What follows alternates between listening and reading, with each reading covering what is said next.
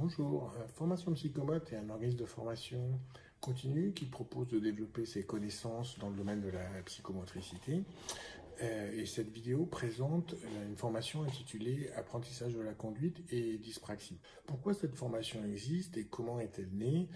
Elle est née car mon premier métier a été d'être moniteur auto et moto, puis je suis devenu psychomotricien, ce qui m'a permis en fait de mettre en lien les compétences psychomotrices qui sont nécessaires dans l'apprentissage de la conduite. Elle existe, cette formation, parce que la dyspraxie de développement, elle touche 6 à 8% des enfants, et ceux-ci grandissent. Et du coup, quand ils grandissent, ils deviennent des adultes avec une dyspraxie qu'on va retrouver dans nos auto-écoles et qui vont avoir des troubles de l'apprentissage de la conduite. Et logiquement, du coup, on a 6 à 8% de nos élèves qui sont dyspraxiques, et il est donc rare de passer une journée sans qu'on ait aucun élève avec un trouble d'apprentissage. Alors, ça peut être de la dyspraxie, mais ça pourrait être aussi un trouble de l'attention ou une dyslexie, par exemple. La dyspraxie de développement, elle fait partie de ce qu'on nomme plus globalement les troubles du neurodéveloppement, comme la dyslexie, comme je disais il y a un instant.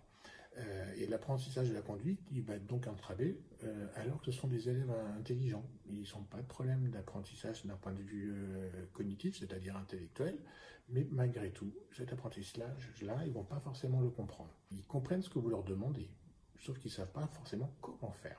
Du côté de l'enseignement, du coup, cet élève, il va nous déconcerter. On ne va pas forcément comprendre pourquoi il est en échec, pourquoi il n'y arrive pas, alors que nous, on a mis toute notre bonne volonté à essayer de lui apprendre comme à tous les autres élèves, finalement. Et du coup, l'épuisement, il n'est jamais très loin, que ce soit du côté de l'élève ou du côté du moniteur. La formation donc, proposée par Formation Psychomote, elle a deux grands objectifs. Un premier, qui est de comprendre et de connaître les fonctions psychomotrices qui vont être sollicitées lorsqu'on apprend à conduire.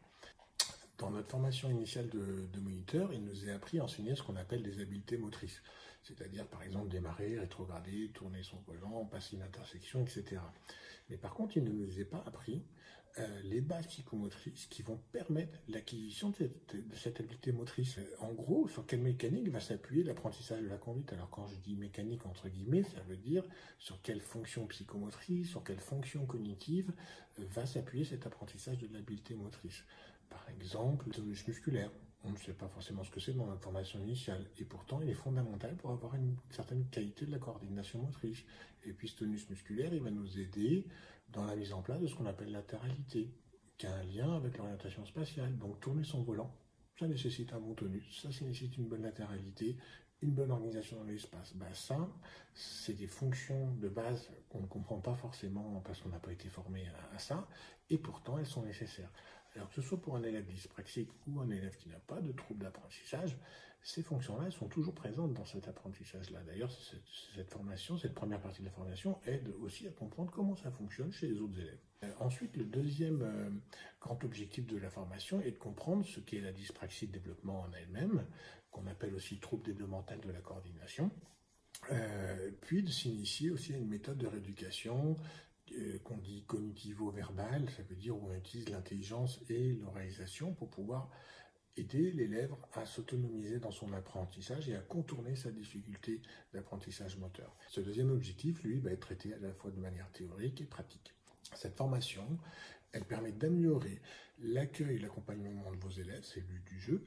Les troubles des apprentissages sont de plus en plus connus et détectés. Les parents et les jeunes adultes que vous recevez, ou même les associations de parents, sont de plus en plus demandeurs d'un professionnel qui connaisse ce type de troubles et qui sache finalement adapter son apprentissage à une difficulté, que ce soit la dyslexie, la dyspraxie, etc.